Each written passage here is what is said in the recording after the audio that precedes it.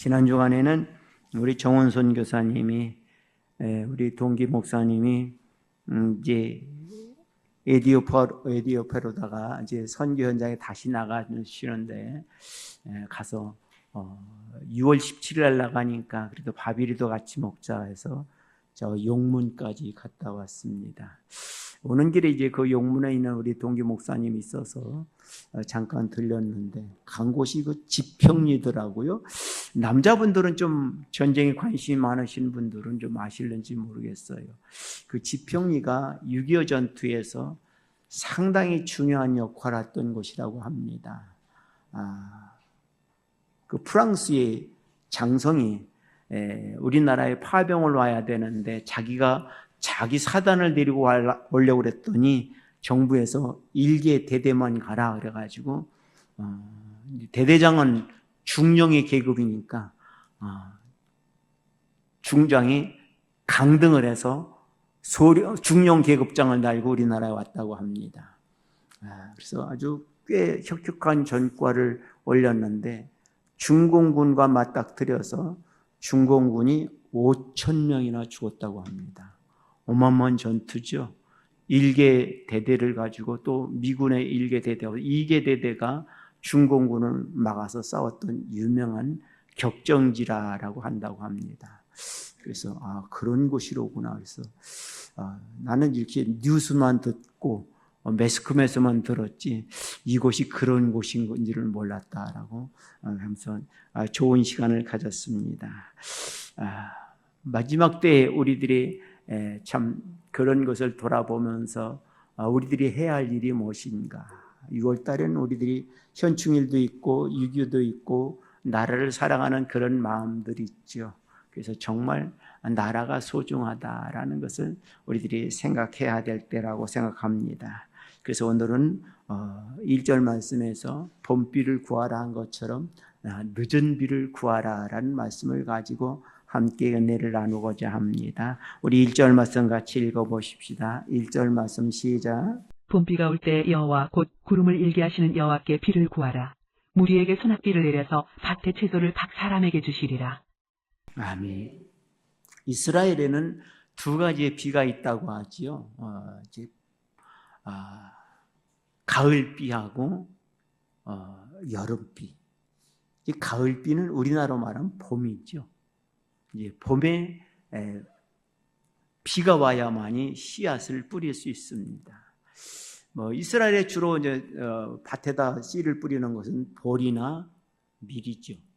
우리나라는 보리나 밀을 10월달, 11월달에 뿌리죠. 이스라엘도 마찬가지예요. 그래서 봄이 우리는 가을이지만 가을비를 내리면서 씨앗을 뿌리고 비가 안 오면 씨를 뿌릴 수가 없죠. 이스라엘 나라는 우리나라처럼 비가 많이 오는 나라가 아니라 강수량이 굉장히 작죠. 우리나라의 그냥 10분의 1 정도다라고 생각하면 돼요. 그런 곳에서 야자수가 자란다는 것은 상상할 수도 없는 그들의 발전된 농업기술을 볼 수 있습니다. 그래서 이른 비는 10월, 11월 달에 오는 씨를 뿌리는 비, 그리고 늦은 비는 3월, 4월. 이게 비가 와서 싹이 나서 자라잖아요. 그럼 이 싹이 패가지고 아름다운 결실을 해야 되는데 그때 비가 와야 되죠. 그 비가 오지 않으면 어떻습니까? 그냥 대지가 말라가면서 곡식도 말라갑니다. 곡식이 말라가면 어떻습니까? 추수할 수가 없죠. 그래서 이스라엘 백성들에게는 늦은 비와 이른 비와 늦은 비가 꼭 필요한 것입니다. 그래서 오늘은 늦은 비를 구하라. 마지막 우리가 아름다운 추수, 아름다운 열매를 맺기 위해서 늦은 비를 구하는 것. 지금 마지막, 말세의 마지막이라고 그러죠. 우리들이 구할 것은 무엇입니까? 성령의 충만함을 받는 것이죠. 부활하신 예수님이 제자들에게 명령하셨죠. 너희는 성령을 받아라. 예수님의 제자들이 3년간 예수님을 따라다녔지만 예수님이 말씀을 하면 꼭 동문서답을 해요. 알아듣지 못하니까. 아니 깨닫지를 못하니까. 말씀을 듣긴 들었는데 그 말씀의 의미가 무엇인지를 모르는 거예요. 그니 동문서답할 수밖에 없죠.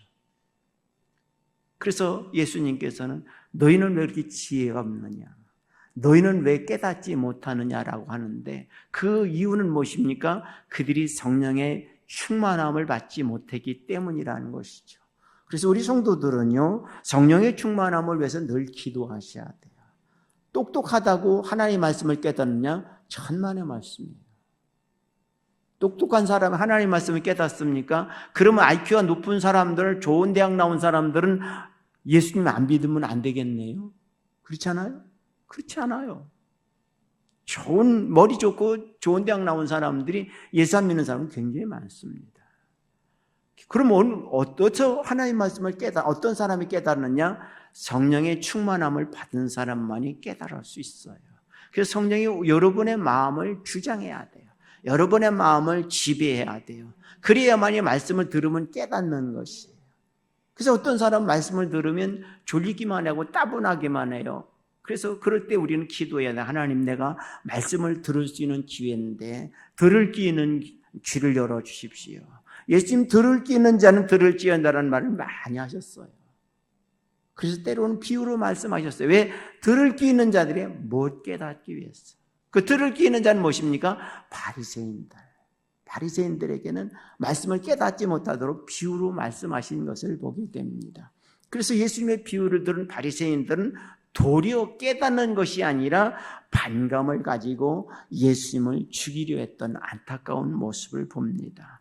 하나님의 말씀을 듣고 깨닫지 못하면요, 배반자가 되고요, 하나님의 말씀을 듣고 깨닫는 사람은요, 순종자가 되어서 결실할 수 있는 것입니다. 성경은 우리들에게 30배, 60배, 100배 결실할 수 있다. 어떻게 내가 그럴 수 있는가? 여러분, 들에 나가서 곡식을 보면 돼요.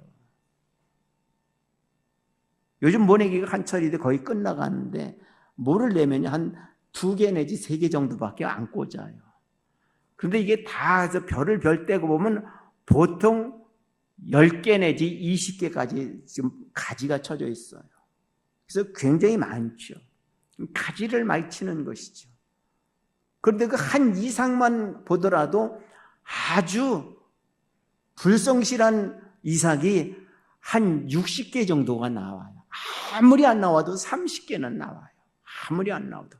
많은 것은요, 100개가 넘어요. 그래서 성경이 허무맹랑한 얘기한 것이 아니에요. 30배, 60배, 100배를 할 수 있는 것은 그 축소한 것이 아니지 크게 말한 것은 과해서 얘기한 것은 결코 아니라는 것이죠. 그래서 여러분들이 시골 가다가 이삭이 패거나 보리가 패거나 미리 팼으면 그 주인한테 양해를 거서 그냥 하면 도둑으로 몰리니까 그냥 가서 한번 보리나 미리 한번 이삭 하나 잘라가지고 세보려고 그런다고. 그럼 그분들이 이삭 하나 정도는 줄 거예요. 한번 세보세요.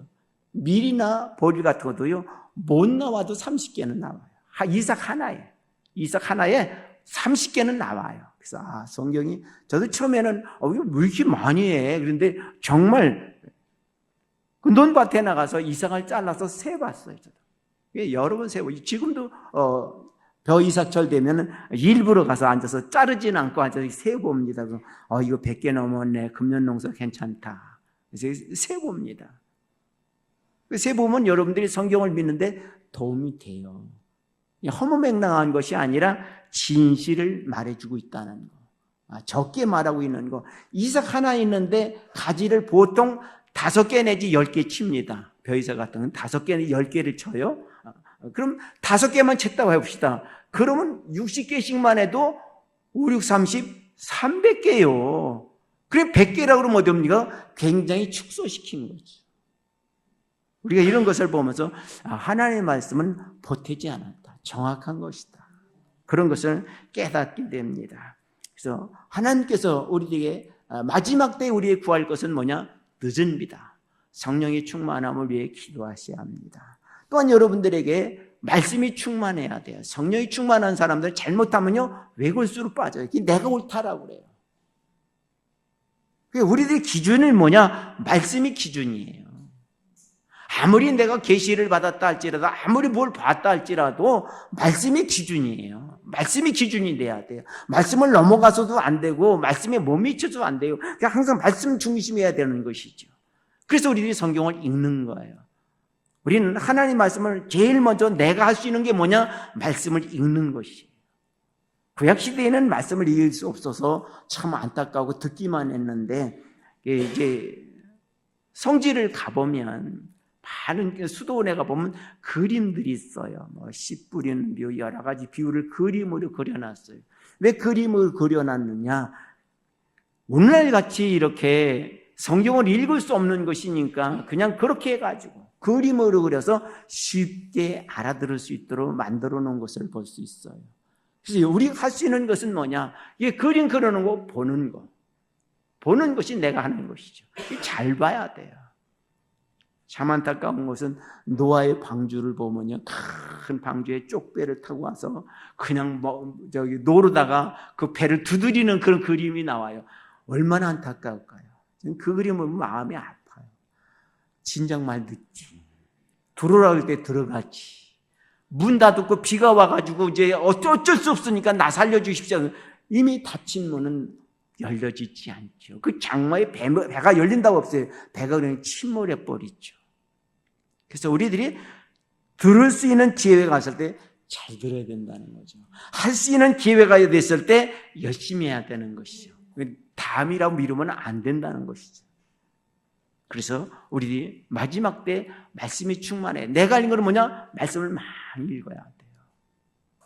그래서 저희 누님은 장로님인데, 감리교 장로님인데, 한 10년 전에 가서 얘기를 들어보니까, 자기가 열심히 일만 하다가, 이제 신앙생활을 계속 했으니까, 교회 가서 보니까 뭔 말씀이 잘 모르겠더라는 거죠. 옛날 들은 것만 알지. 그래서 안 되겠다. 내가 내 나이만큼은 성경을 읽어야지. 그래서 1년에 한 4독 내지 7독을 하시더라고요. 자기 나이보다 더 많이 해요. 저보다 4살 더 많으니까 이제 80이 내일 모레면 80인데 성경을 80독 이상 한 거예요. 그래서 얘기를 하면 나이로만 줄줄줄줄 나와요. 그래서 내가 뜻은 몰라도 성경은 많이 알겠다라고 하더라고요. 여러분 이렇게 많이 읽으면 말씀을 증거할 때 그게 들어와요.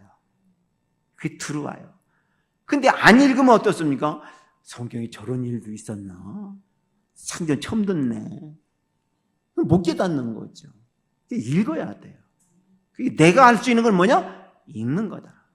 두 번째 해야 될 게 뭐냐? 듣는 거예요. 듣는 건 배우는 거예요. 내가 배우지 않으면 몰라요. 들어야 돼요. 내가 아무리 많이 읽었어도 딴소리 할 때가 많아요. 그러나 들으면 어떻습니까? 배운 거니까 분별을 잘 할 수 있는 것이죠. 우리가 분별을 할 때 내 것과 남의 것이 있어요. 참 우리나라 사람들은요, 내 것은 모르고 남의 것은 잘 알아. 그래서 참견을 많이 해. 집사님은 이거 해야 돼. 지나 잘했지. 너나 잘하라 그러죠. 우리나라 사람들은 나한테는 관심이 없고 다른 사람한테는 관심이 많은데, 우리 성도는 그러지 말고 나에게 관심을 가세요. 이건 내게 주신 말씀이다. 그럼 열심히 하는 거예요. 다른 사람에게 거다? 그럼 기도만 하면 돼요. 그 입 열어봐야 입만 아픈 거예요. 듣지도 않아.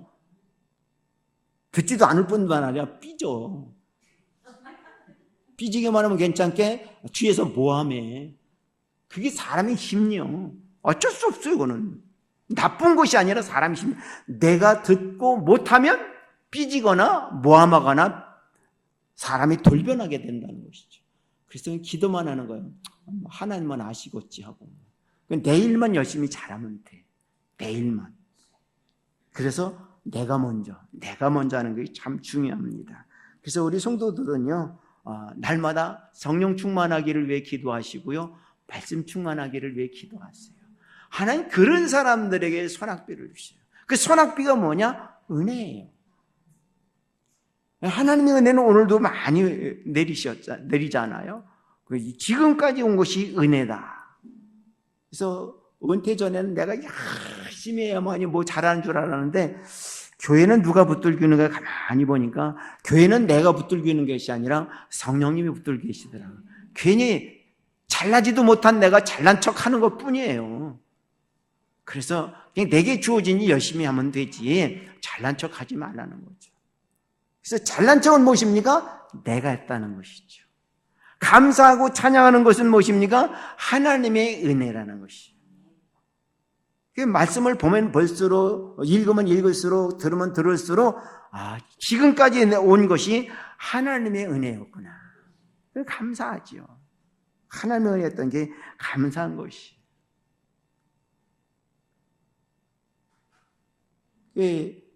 용문에 있는 그 곡수교회 그 목사님도 이제 내후년에는 은퇴를 하면서 이야기를 하더라고요. 이야기를 들어보니까 심장이 안 좋아가지고 스텐스를 끼웠다라고 해가지고 지금 굉장히 건강에 신경을 쓴다라는 그런 얘기를 하더라고요. 참 목사들도 건강이 참 문제로구나. 문제로구나. 그래요. 참 안타까운 것을 볼 수 있습니다. 하나님의 은혜는 무엇입니까? 하나님께서 우리들을 보호해 주시고 인도해 주시는 거. 보호해 주시는 게 여기까지 왔어요. 인도해 주시는 게 여기까지 왔어요. 그럼 감사하면 되는 거예요. 왜 이렇게밖에 못했느냐? 그런 말 있잖아요. 물 반컵이 있는데 반컵밖에 못 남았네. 그런 사람이 있는가 하면 반컵씩이나 남았네. 똑같은 반컵이에요. 어떤 사람은 적다라고 그러고 어떤 사람은 만족하다라고 그러잖아요. 하나님의 은혜는 우리는 어떻습니까? 크든 적든 간에 내가 느끼기에 크든 적든 간에 우리들이 할 수 있는 것은 감사하는 것이다. 하나님의 큰 은혜가 뭡니까? 우리를 용서해 주신 거. 우리를 얼마나 용서해 주셔요. 지금까지 잘못했을 때는 착착착착 거세를 했다라고 하면요, 여기 있을 사람 저를 비롯해 한 명도 없어요. 근데 지금까지 용서해 주시니까 살아남은 거예요. 얼마나 용서를 많이 해줘요. 아마 죄를 열거한다라고 하면 상상을 초월할 거예요. 우리가 아는 죄뿐만 아니라 모르는 죄까지 기록해 놓는다라면 기함을 할 거예요. 그런데 하나님께서는 우리의 죄를 용서해 주시잖아요. 또 우리가 비록 잘못했다 할지라도 실수했을 할지라도 다음번을 위해서 기회를 열어주시잖아요. 기회를 주시는 게 얼마나 감사해요. 이게 하나님의 은혜라는 것이죠. 사람은요, 한두 번 실패한 걸 보면 그 다음부터는 쳐다도 안 봐요. 근데 우리는 얼마나 많이 실패를 했어요. 얼마만큼 많은 실패를 했음에도 불구하고 하나님 계속 기회를 주시잖아요. 계속 기회를 주셔요. 이스라엘 백성들의 기회를 주시는 거 보면 알잖아요. 얼마나 하나님께서 마음이 아파가면 이 백성을 진멸한다 그러면서도 또 기회를 주고 또 기회를 주시고, 그냥 선지자를 통해서 너를 위해서 너 때문에 이 나라 망하니까 너도 죽이고 이 나라를 멸망시킬 거다라면 회개하면 또다시 기회를 주잖아요. 참 감사해요. 그래서 하나님의 은혜는요, 말로 형용할 수가 없어요. 이해할 수가 없어요. 어떻게 저런 것까지 용서해 줄까? 그렇죠. 하나님 우리 상상을 초월할 정도로 우리를 용서해 주시는 것이 하나님의 은혜라는 것이죠. 또 하나님의 은혜는 뭡니까? 우리가 복음을 들을 수 있는 기회를 주신 거예요. 복음이 얼마나 편만해졌어요. 근데 아직도 복음을 못 들은 사람이 많아요. 아직도 예수님이 누군지도 몰라요. 아직도 하나님이 누군지 몰라요. 안타깝지 않아요? 그럼 우리는 잘 아느냐? 우리도 잘 몰라요. 하나님에 대해서 얘기해 보라면요, 할 말이 없어요. 예수님에 대해서 얘기해 보라면 할 말이 없어요. 뭔 얘기를 할 거예요? 아는 것이 뭐고 딱 잠겨버리는 그런 모습을 봐요. 그런데 우리가 말할 수 있는 것은 뭐냐? 하나님의 은혜는 얘기할 수 있어요. 내가 예수님은 잘 모르고 하나님은 잘 몰라도 내게 주신 은혜는 얘기해 줄 수 있어요. 사실 내가 이런 사람인데 하나님의 은혜가 이렇게 임해서 내가 이 일을 지금도 하고 있고 지금도 가고 있는 거야. 하나님의 은혜는 쉽게 얘기할 수 있다는 것이죠. 이걸 갖다 쉽게 얘기하면 간증이라고 말하죠. 그래서 우리는 하나님의 은혜를 이야기할 줄 아는 사람, 그 사람이 아름다운 사람이라는 것을 말씀해 주고 있습니다. 그런데 세상 사람들은 보이지 않는 하나님보다 보이는 것을 따라가잖아요. 그게 바로 2절 말씀이에요. 2절 말씀 같이 읽어보십시다. 2절 말씀 시작. 드라빈들은 허탄한 것을 말하며 복술자는 진실하지 않은 것을 보고 거짓 꿈을 말한즉 그 위로가 헛됨으로 백성들이 양같이 유리하며 목자가 없으므로 곤고를 당하나니. 아멘. 보이는 것을 따라간다는 거죠. 왜 우상 숭배를 하느냐? 보이지 하나님을 따라가기는 힘들으니까 보이는 것을 따라간다는 것이죠. 그래서 요즘 우상 숭배하는 것은 어리석다라고 하죠. 근데 그 우상보다, 보이는 우상보다 더 무서운 우상이 있죠. 그게 뭔지 아십니까? 모르는 사람 없겠죠. 돈. 죽은 사람도 살리는 돈. 돈이 우상이잖아요. 여러분 돈 좀 있어 보세요. 왠지 모르게 어깨가 으쓱하고 목이 뻣뻣해지잖아요. 걸음 걷는 게 이상해지잖아요. 이 돈이 있는 사람 특징이에요. 돈 없는 사람 어떻습니까? 왠지 모르게 어깨가 쭉 처지고 눈이 흐리멍텅해지고 걷는 것도 갈짓자로 걷잖아요. 술 먹은 것도 아닌데. 왜 그렇습니까? 실패했으니까. 결국 물질이 우상이죠.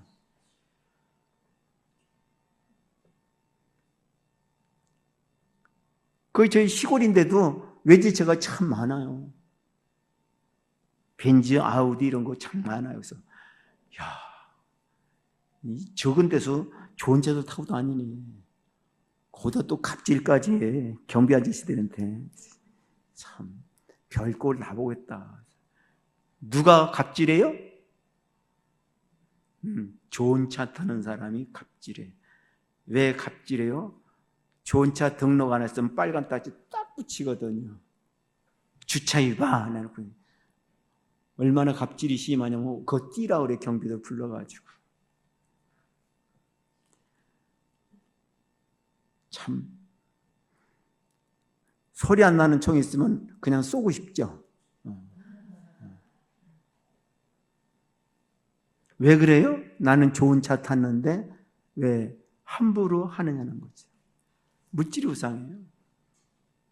이건 뭐 고칠 방법이 없어요. 그래서 우리 믿음의 성도들은 하나님의 은혜를 생각하니까 물질이 많으면 나에게 많은 거 주셔주니까 베풀 줄 알죠. 베풀 줄 아는 거예요. 하나님께서 나에게 물질을 많이 주는 이유는 무엇입니까? 베풀라는 것이죠. 외국의 부자들은 자랑하는 게 한 가지 있어요. 나는 금년에 얼마를 기부했다. 근데 우리나라 부자는 그런 거 자랑 안 해요. 성경을 잘 알아서 그런지 모르겠어요. 오른손이 하는 걸 왼손이 모르게 하는 은밀하게 해서 참 성경을 기가 막히게 알아.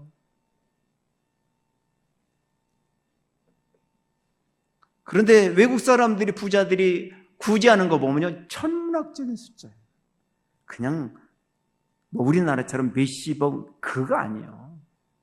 몇천억, 1조 이게 어마어마하게 해버려요. 우리는 상상을 초월해요. 하나님께서 당신은 왜 그렇게 많이 구제합니까? 하나님께서 나에게 이 물질을 많이 주셨으니 이거 뭐하냐? 사회 하나는 거다. 사회 하나는 것이죠. 우리 그런 걸 자랑할 수 있는 것이죠. 하나님의 은혜는 우리에게 복음을 들을 수 있는 기회에 얼마나 감사해요. 복음 들을 수 있는 기회를 줬다는 것은 무엇입니까? 천국 들어갈 수 있는 기회를 줬다는 것이죠. 많은 사람들에게 복음을 들을 수 있는 기회를 주셨는데 지금도 복음을 못 듣잖아요. 복음 듣는 사람들을 보면 핍박하잖아요. 안타까운 것이죠. 그래서 우리 믿음의 사람들은 어떻습니까? 날마다 하나님의 은혜 중에 하나가 뭡니까? 우리를 위로해 주는 것.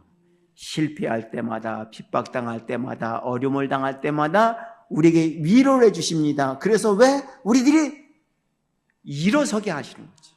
하나님이 우리를 위로해 주시는 것은 일어서게 하시는 것이죠. 하나님은 우리들에게 이처럼 우리의 많은 위로를 해주시는 것을 보게 됩니다. 우리 3절 말씀 같이 읽어보십시다. 3절 말씀 시작. 내가 목자들에게 누를 바라며 내가 순념소들을 벌하리라.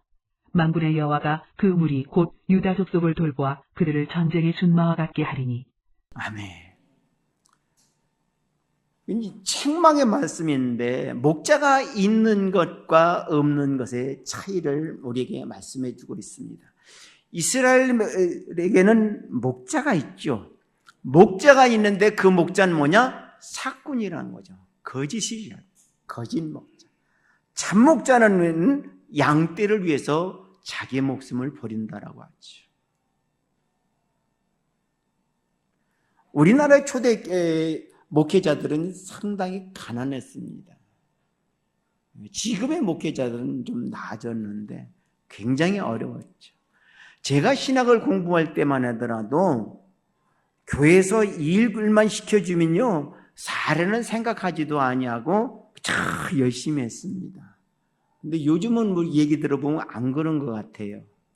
요즘에는. 그래서 많이 세속화됐다.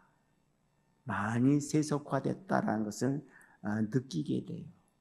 그래서 이 은퇴한 목사님들 이렇게 만나면요 늘 생각하는 것이 교회를 걱정해요. 한국의 교회가 기도가 부족하다. 여러분 금요 기도에 얼마나 나오시는지 모르겠는데 열심히 나와 기도하세요. 마지막 때일수록 깨어 있어야 돼요. 깨어 있지 않으면 방법이 없어요. 주님이 오신 날은 도적같이 오세요.